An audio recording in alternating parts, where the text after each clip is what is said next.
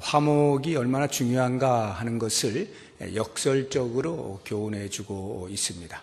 역설적이라 함은 화목이라고 하는 것이 이렇게 이래서 중요합니다 라고 말하는 게 아니라 화목하지 않을 때 어떠한 결과가 있을 것에 대한 이야기를 함으로써 이제 교훈을 주고 있는 겁니다. 즉 화목을 깨면 그 화목을 깨는 것에 대한 죄의 크기가 어떠하고 그 형벌이 어떠하다라고 하는 이렇게 역설적으로 부정적으로 접근을 하면서 우리에게 교훈을 주고 있는 거예요. 그래서 처음 시작하는 것도 42절을 보시게 되면 형제를 실족하게 하는 자의 그 죄 그리고 그 죄의 형벌이 어떠함을 이제 경고해 주고 있죠.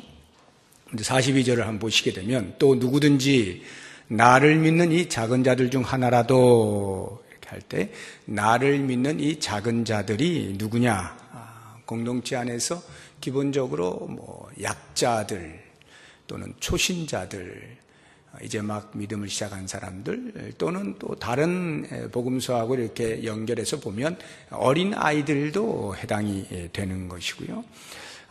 또 달리 보자고 하면 신앙을 순수하게 지키고자 하는 그런 사람들 좀 더 확대해서 생각하면 공동체 안에 있는 모든 사람들 누구든 이렇게 이제 볼 수가 있겠습니다. 그러니까 예수 믿는 사람이면 그 사람을 하나라도 실족하게 하면 실족하게 한다. 실족하다는 것이 무슨 말이냐면 여러분 주로 정치인들이나 연예인들이나 유명 인사들이 어떤 추문에 휩쓸리게 되면은 그것을 이제 스캔들이다 이렇게 보통 말하죠. 그 스캔들이라는 영어 단어가 파생하게 되어진 원래 뿌리가 뭐냐면 스칸달리조라고 하는 헬라어인데요. 이 실족하다라고 하는 이 말이 스칸달리조입니다. 그러니까 누구를 범죄의 자리로 인도한다. 죄를 짓게 한다. 타락하게 한다. 또는 걸려 넘어지게 한다. 하나님께 가까이 나아가지 못하게 한다. 그리스도로부터 멀어지게 한다.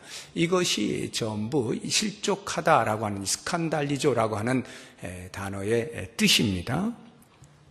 자, 그렇다고 한다면 이렇게 공동체 안에서 누군가를 내가 범죄의 자리로 인도를 하는 거예요. 걸려 넘어지게 하는 거예요. 그래서 그리스도로부터 멀어지게 만드는 거죠. 하나님께 가까이 나아가는 그 길을 막아서는 겁니다. 이런 일을 하게 되면 그것에 대한 형벌이 어떠하냐 하면 차라리 연자 맷돌이 그 목에 매여 바다에 던져지는 것이 더 나을 것이다. 그러니까 연자 맷돌에 목이 매여서 바다에 빠져지는 그 형벌보다 훨씬 더 심한 형벌을 받게 될 것이다 라고 하는 말이거든요. 연자 맷돌 여러분 옛날에 그 맷돌 다 어르신들은 갈아보셨잖아요.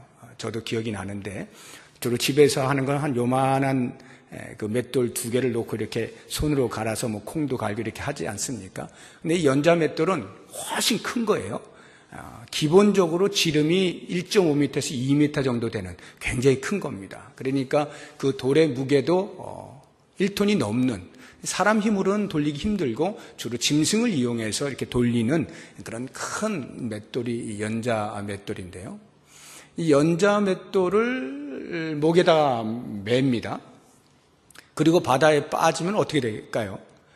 다시는 나올 수가 없겠죠. 워낙 무거우니까 완전히 빠져 죽는 겁니다. 그러니까 영원히 수장되는 것을 의미하는 거예요. 그 당시에 이 팔레스타인 사람들은 이렇게 죽으면 장례를 치를 때 그 시체가 있어서 장례를 치러주면 그나마 그건 괜찮은 건데 장례도 못 치르는 경우가 있어요. 이런 경우에 가장 비참한 삶이라. 그러니까 죽어서까지 장례조차 못 치르는 가장 비참한 최후를 맞이한 경우가 이런 경우인데 이렇게 연자 맷돌을 메고 바다에 빠져버리면 시체도 못 찾잖아요. 그러니까 장례도 못 치르는 아주 흉악한 사람에게 주어지는 형벌이라고 보시면 됩니다. 그런데 형제를 실족하게 하면 공동체 안에서 그러한 형벌은 아무것도 아니다 이런 말이죠. 그것에 비할 수 없는 엄청난 형벌이 있을 것이다 라고 말을 하는 것인데, 그 형벌의 엄중함을 43절 이하에서 47절까지 비유로 말씀을 하십니다. 이 사람의 신체 부위들을 비유적으로 이야기하고 있어요. 손과 발과 눈을 이용해서 말을 하고 있는데요. 이런 손이나 발이나 눈, 범죄를 유발한 신체 부위들, 그것을 제거하게 되면, 자르게 되면 이제 장애인이 되는 거죠. 불구자가 되는 것입니다. 그런데 그런 상태로 영생에 들어가는 것이 멀쩡한 상태로 지옥에 들어가는 것보다 낫다. 지옥에 던져지는 것보다 낫다라고 이야기를 하는 것입니다. 여기 43절, 45절, 47절이 다 같은 말인데 신체 부위만 달라요. 43절은 손에 대해서, 45절은 발, 47절은 눈인데요. 예를 들어서 43절 보세요. 만일 내 손이 너를 범죄하게 하거든, 손이 너를 범죄하게 한다 하는 말의 문자적 의미는 어떤 손이 내가 범죄하도록 유발시켰다 이 말이에요. 유발된 신체 부위라 이 말이에요. 그래서 내가 범죄하는 겁니다. 내가 죄를 범하는 거예요. 그런데 이것은 문자적으로는 그런데 문맥상으로 보게 되면 그냥 내가 지은 죄뿐만이 아니라 공동체 안에서 다른 사람을 실족하게 한 죄입니다. 약한 사람을, 어린 사람을, 초신자를, 또는 순수 신앙을 가진 사람을, 또는 어느 누가 되었든지 공동체 안에 나 아닌 다른 사람을 범죄하게 만든 그 죄, 이런 의미예요. 그러니까 내가 짓는 죄뿐만 아니라 죄를 불러일으킨 그 죄, 이러한 죄를 짓게 되면 그거를 찍어내 버리라는 것이죠. 장애인으로 영생에 들어가는 것이 두 손을 가지고 지옥 곧 꺼지지 않는 불에 들어가는 것보다 낫다 해서 이 지옥에 들어가는 것이 어떠함을 이야기해 주고 있습니다. 자, 그러면 여러분은 지옥에 대해서 어떻게 상상이 되십니까? 우리가 할 수 있는 상상이라고 하는 것은 물론 성경의 근거에서 어느 정도 이렇게 가지고는 있습니다만, 이 당시에 예수님의 이 말씀을 듣고 있던 제자들만큼 생생하게 와, 그런 곳이라면 하고 치를 떨 만한 그런 우리가 추리를 해낼 수는 없을 거라는 생각이 듭니다. 이 당시에 이 제자들은 예수님께로부터 이 말씀을 듣게 되었을 때 이 지옥에 들어가는 것보다 낫다라고, 지옥에 던져지는 것보다 낫다라고 할 때 아마 온몸에 소름이 돋지 않았을까 이런 생각이 드는데요. 왜냐하면 이 지옥이라고 하는 말이요, 헬라어로, 원어에 쓰이는 헬라어로 게엔나라고 하는 단어입니다. 게엔나. 이것은 구약을 쓰고 있던 그 히브리어에 개 흰놈이라는 말이 있어요. 개 흰놈. 이거는 이제 히브리어입니다. 개 흰놈이 뭐냐면 흰놈이 지역 이름이에요. 흰놈의 골짜기 이런 뜻입니다. 개 흰놈. 더 정확히 하면 개 벤 흰놈인데 흰놈의 아들의 골짜기 이런 뜻이에요. 이 개 흰놈을 헬라어로 음역해서 쓴 것이 게엔나입니다. 여러분, 음역이라고 하는 말은 이런 거예요. 영어에서 만약에 형제를 브라더 이렇게 말을 하잖아요. 그러면 우리나라 말로 브라더 이렇게 쓰죠. 이것을 음역이라고 그래요. 개 흰놈이라고 하는 히브리어를 헬라어로 그대로 이렇게 받았으니까 게엔나라는 단어가 이제 나오게 된 것입니다. 그러면 이 개 흰놈이 뭐냐? 흰놈의 아들의 골짜기라고 하는 이 말은, 이 흰놈이라는 게 예루살렘을 중심으로 해서 남서쪽에 있는 골짜기인데요. 여기에 이방 종교, 그러니까 몰렉이라고 하는 신을 섬기는 그 신전이 그곳에 있었던 겁니다. 그런데 이 신전은 황소무양을 하고 있는데요. 그 앞에다가 자기의 자녀들을 불을 피워놓고 불을 지나가게 해요. 불을 지나가게 한다는 말은 죽인다 이런 말이에요. 죽인다는 말이에요. 그래가지고 산채로 이렇게 불에 태워서 죽임으로써 제물을 삼는 겁니다. 자기의 자녀들을. 이런 이방 종교가 있었던 겁니다. 몰렉을 섬기는, 몰렉이라고 하는 신이 그런 식으로 제사를 지내곤 했던 것인데, 이것을 이스라엘 백성들이 흉내를 낸 거예요. 언제 흉내를 냈느냐 하면 남유다 제12대 왕이 아하스 왕이라고 하는 왕이 있었어요. 이 아하스 왕이 그 남유다의 아주 안 좋은 왕 중에 대표되는 왕인데요. 이 아하스 왕이 통치하던 시기에 아수르에 빌붙어서 친아수르 정책을 펼치게 되는데, 그 정책 중에 하나가 뭐냐 하면 그 당시에 아수르에서 섬기던 이 몰렉이라고 하는 신, 그것을 그대로 가지고 들어옵니다. 그래서 이 남유다에 그 몰렉을 섬길 수 있도록 했는데, 그 신전을 차린 곳이 여기예요. 그래서 그 앞에다가 불을 피워놓고 자기의 자녀들을 던져서 인신 제물을 삼아버리는 거죠. 이런 흉악한 일을 행하게 된 것입니다. 그런데 그로부터 4대가 지난 제16대 요시야 왕이 왕으로 통치하던 시기에 이것은 하나님 앞에서 큰 범죄다라고 해서 없애버립니다. 폐지를 시켜버립니다. 더 이상 몰렉에게 절을 하지 못하도록, 그런 자녀들 불살라 죽이는, 제물 삼는 이런 일을 할 수 없게 이제 폐지를 시킵니다. 그 폐지가 된 이후부터 이스라엘 사람들이 그곳을 생각할 때마다 얼마나 끔찍합니까? 자기 자녀들을 불에 태워서 죽이곤 했던 곳이잖아요. 그러니까 아주 보기도 싫은, 꼴도 보기 싫은 그런 곳이에요. 그래서 거기에다가 쓰레기를 막 버리는 겁니다. 쓰레기 하치장으로 만들어버리는 거예요. 쓰레기만 버리겠습니까? 이것저것 다 버리는데, 거기에 보면 길가에서 되게, 그 당시엔 차가 없었겠습니다만 오늘날로 하면 차에 치여 죽은 짐승들 던져놓고요. 시체 던져놓고요. 심지어는 범죄자들이 죽게 되면 그들 장사를 못 지내게 합니다. 그러면 그 시체들을 그냥 던져놓고요. 막 이렇게 된 거예요. 온갖 더러운 것들을 거기다 다 이제 집어넣고 아주 흉측하게 된 거죠. 혐오스럽게 된 것입니다. 그러다 보니까 자연스럽게 부패하게 되고 공기도 오염이 되고 영 안 좋게 된 거죠. 그러니까 환경에 좋지 않으니까 거기에 사람들이 지혜를 짜서 불을 피우게 된 겁니다. 그러니까 불을 이제 피워서 태우게 되면 웬만한 것들이 다 정화가 되니까, 그렇게 해서 이제 쓰레기 하치장이 쓰레기 소각장이 이제 되어 버리는 것입니다. 그런 식으로 이제 불을 24시간, 1년 12대 365일 계속 불을 피워서 각종 쓰레기들 들어오면 전부 불에 타서 이제 없어지는 거예요.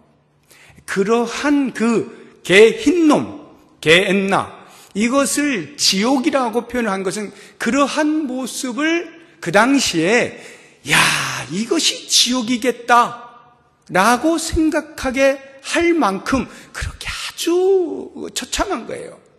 지옥의 대명사로 불린 이 겟나, 그러니까 예수님께서 이 겟나에 던져지는 것보다 낫겠다라고 말씀하실 때 제자들의 마음에는 그것이 바로 연상이 되니까 얼마나 끔찍스럽습니까? 자기 시체가 거기에 던져진다고 생각해 보세요. 끔찍한 거 아니에요? 24시간 내내 불에 타는 것이죠. 자, 이러한 그 지옥, 이 지옥의 고통을 예수님께서 한마디로 49절에 이런 식으로 표현을 해놓았어요. 사람마다 불로써 소금 치듯함을 받으리라. 그 지옥에 들어가게 되면, 지옥불에 들어가게 되면 사람마다 불로써 소금 치듯함을 받으리라. 이게 무슨 말인지 조금 어렵죠. 불로써 소금 치듯함을 받는다. 보통 우리가 이제 두 가지 정도를 생각할 수가 있는데, 하나는 여러분 김장을 이제 할 때에 배추를 그냥 하지 못하잖아요. 소금에 이렇게 뿌려가지고 절이지 않습니까? 소금을 얼마나 구석구석 잘 뿌렸느냐에 따라서 절이는 정도가 결정이 되겠죠. 그래서 할 수만 있으면 절일 때 정성을 들여서 배추 속속이 다 이렇게 소금을 뿌려서 넣습니다. 그런 것처럼 불이 안 닿는 곳이 없다. 다시 말하면 그 고통, 불이라고 하는 것을 통하여 타들어가는 그 고통에 피할 수 없는 그런 고통을 의미한다라고도 볼 수 있고요. 또 다른 하나는 이런 거예요. 불이 다가오니까 얼마나 뜨겁습니까? 사람이 견디기 힘든 고통 중에 1번이 화상이라는 거 아니에요? 화상이 이렇게 돼서 완전히 짓 물려져 있는 거기에다가 소금을 뿌린다고 생각을 해보세요. 어떻게 되겠어요? 상상할 수 없는 고통이 있지 않겠습니까? 지금 이 사람마다 불로써 소금 치듯함을 받으리라 라고 하는 것이 바로 이와 같은 모습이다 라고 하는 것입니다. 자, 그렇다고 한다면 왜 공동체 안에 형제를 실족하게 하는 죄가 이 정도로 심각한 중죄로 다루어지는가 라고 하는 부분에 대하여서 우리가 신학적인 대답을 해보자라고 한다면 그것은 예수님께서 당신의 몸을 던져서 모든 피를 다 쏟아 구원해 내신 그 형제를 다시 죄 가운데로 돌아가게 하는 것이기 때문에 그리스도의 십자가의 은혜를 헛되게 만드는 것이다 라고 하는 면에서 중죄를 피할 수가 없다 이 말이에요. 하나님의 편에서 볼 때 하나님께서 창조하시고 구속하신 그 모든 계획과 섭리가 있는데 그 섭리를 역행하는 것이죠. 회방하는 것이죠. 하나님께로 나오는 자를 막아서는 그러한 실족하게 하는 죄, 하나님 앞에서 용서받지 못할 죄다라고 하는 것입니다. 그렇다고 한다면 이제 우리의 삶에서 이 공동체 안에서 우리가 이러한 형제를 실족하게 하는 죄들이 어떤 것들이 있는가, 실제적인 예들을 간단하게 우리가 생각을 해본다면 너무나 다양하지만 쉽게 우리가 생각을 하기 위해서 예를 들면 내가 예수를 믿지만 술을 참 잘 마셔요.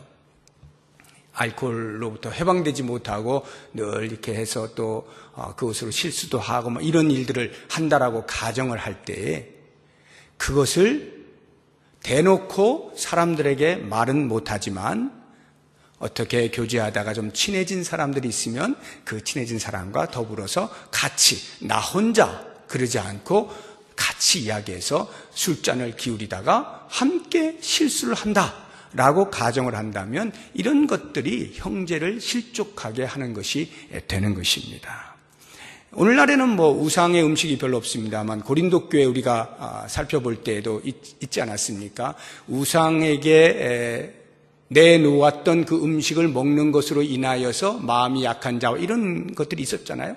그럴 때 그런 것들로 인하여서 실족하게 하는 이런 것들도 역시 해당이 된다 할 수가 있겠고요. 오늘날로 우리가 이 공동체 안에서 우리가 생각을 해본다고 할 것 같으면 어떤 일이 잘 풀리지 않을 때 하나님을 막 원망하고 하나님께 불평을 한다라고 하는 이것을 다른 사람과 붙잡고 함께 하나님을 욕되게 하는 경우가 있을 수가 있겠죠. 내가 기도해 봤는데 하나님이 하나도 들어주시지 않고 이래가지고 내가 정말 믿어야 될지 모르겠어 하고 다른 형제자매와 그런 이야기들을 나눈다라고 한다면 그것도 역시 실족하게 하는 것이 될 수가 있죠. 물론 그 들은 사람이 그런 것에 끄떡하지 않으면 참 감사한 일이죠. 다행인 거예요. 그런데 같이 마음이 무너지고 그래 맞아 나도 그랬던 것 같아. 나도 기도하는데 하나님이 계시는지 안 계신지도 모르겠어. 이러면서 원망과 불평을 쏟아내게 된다면 실족하게 하는 것이죠. 다른 사람을 험담을 하는데 내 마음의 감정을 이야기하는데 그 사람을 붙잡고 같이 막 이야기를 해요. 같이 비난을 해요. 그래서 같이 그래 맞아 그 사람 못된 사람이야. 서로 이렇게 해가지고 함께 마음이 무너지면 이것도 역시 실족하게 하는 것입니다. 우리 공동체 안에서 다른 형제 자매를 실족하게 하는 일들은 수도 없이 많이 있죠. 이런 것들이 전부 다 해당이 되는 죄들입니다. 자, 이러한 것들을 우리가 생각을 하면서 예수님께서는 과연 그래서 우리에게 무엇을 교훈하고 있는가 하는 결론의 말씀이 50절에 나오는데 이 말씀을 가지고 우리가 적용을 하고 말씀을 마치도록 하겠습니다. 50절을 보세요. 소금은 좋은 것이로되 만일 소금이 그 맛을 잃으면 무엇으로 이를 짜게 하리요. 너희 속에 소금을 두고 서로 화목하라. 너희 속에 소금을 두고 서로 화목하라. 화목하라는 것이 이제 예수님의 궁극적인 요청이신데 너희 속에 소금을 두고 하라는 것이에요. 소금을 두는 소금을 가져라 이런 말이 되는 것인데, 자, 이 공동체 안에 소금을 두고 화목하라는 말씀이 무엇인가 하는 것을 두 가지 정도로 적용을 해보겠습니다. 첫 번째는 소금을 두어라, 부패를 막아라, 죄를 제거하라, 순결하라, 이런 의미로 보시면 되겠어요. 형제를 실족하게 할 만한 모든 죄의 요소들을 다 제거하고 가감히 버려라. 더 쉽게 이야기하면 죄에 대하여서 불구자로 살아라, 이런 말이에요. 우리가 43절, 45절, 47절 이미 보았습니다만, 이렇게 우리가 죄를 범하게 되는 그 요소를 유발하는 이 신체적 이런 것들을 잘라내라는 거 아니에요? 근데 여러분 이거 잘라내면 뭐 죄를 안 짓게 됩니까? 손이 죄를 짓거나 발이 죄를 짓거나 눈이 죄를 짓는 게 아니잖아요. 실제적으로 우리의 마음이 죄를 짓고 있는 거잖아요. 마음에서부터 명령을 하는 것 아닙니까? 모든 게. 그러니까 눈을 뺀다 하여서, 손을 자른다 하여서 범죄하지 않는 게 아니에요. 우리의 마음이 고쳐지지 않으면 범죄는 계속 일어날 수밖에 없는 거예요. 그러니까 이건 실제적으로 뭐 신체 부위를 진짜로 잘라내라, 이런 의미가 아니죠. 죄에 대하여서 불구자로 살아라. 이게 무슨 말이냐 하면, 세상은요, 죄와 함께 사는 것이 정상이에요. 죄와 함께 사는 것이. 그런데 성도가 되어서 공동체 안에서 이 신앙 공동체를 건강하게 세우기 위하여 공동체 안에 암적인 존재와도 같은 죄를 하나씩 하나씩 제거하려고 하는 것입니다. 거룩하게 살려고 하는 거예요. 그러면 세상이 볼 때는 거룩하게 살려고 하는 성도의 모습이 불구자처럼 보이는 것입니다. 정상이 아닌 것처럼 보이는 거예요. 그러니까 어떻게 해요? 아유, 저 바보 같은 거, 이렇게 말을 하죠. 조롱하죠. 모욕을 주죠. 그러니까 그 일로 인해서 손해를 보기도 하는 것이죠. 끊임없이 이 세상으로부터 손가락질을 받고 소외를 당하고 왕따를 당하는 거예요. 비정상이라고, 불구자라고. 그런데 바로 그와 같이 죄에 대하여 불구자로 살으라는 거예요. 세상이 나에게 손가락질을 하고 세상이 나에게 바보라고 말하면 들으라는 것입니다.